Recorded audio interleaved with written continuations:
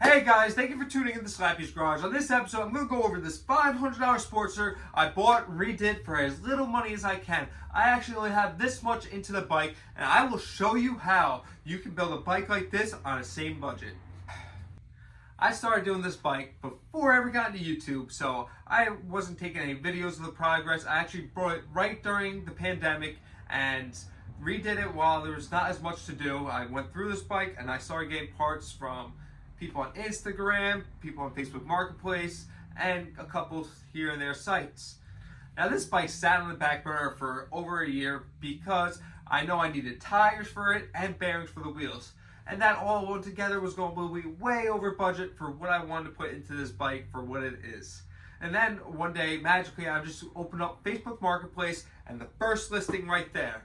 $150. I got half a Sportster, a set of wheels, a front end, and miscellaneous parts off the newer Sportster. So for $150, I took that bike. I took the rear brake, I took the wheels, I took the axle adjusters to make them the more new modern style. I took the seat, and I took everything I could use to make this bike look a lot better.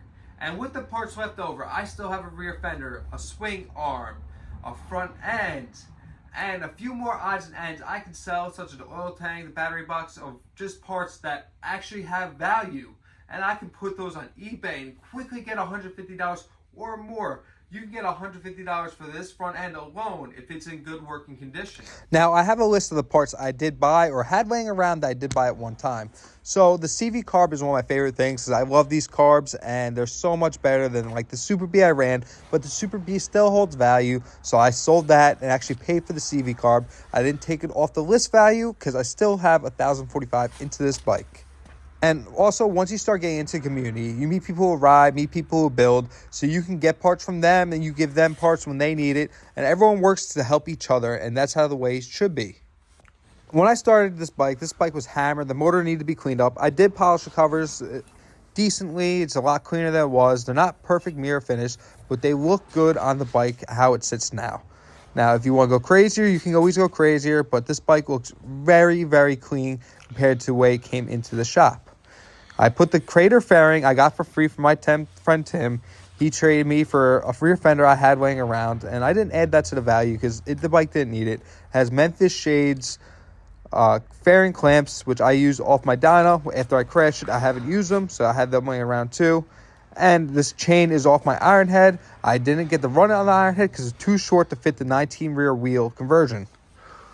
Other things is the iron head oil tank. The oil tank was fine, but I like this oil tank better because you can actually drain the oil from underneath without using the hose style that they do on the newer, more modern Sportsters. Another small thing that you might not notice, I actually changed out the headlight. So this is out of a more modern dyno. It's a bulb type, so you don't actually have to change out the whole glass. You just change the bulb behind it. So now for the bed, I did actually break the clutch cable when I was adjusting the clutch. I have a replacement. I need to go get a new gasket, so it's going to be like $20 more. And then there's orange peel on the paint, but I was learning when I did this, so I learned a lot, and I'm not upset. I'm going to quickly get this bike started for you guys. It's a little cold in my garage. It's around 40 degrees colder than when I actually last tuned it, so it needs a little bit of adjustment. I haven't finally put the final tune on it because the clutch cable went out. I haven't voted to actually put the miles on it and test it out.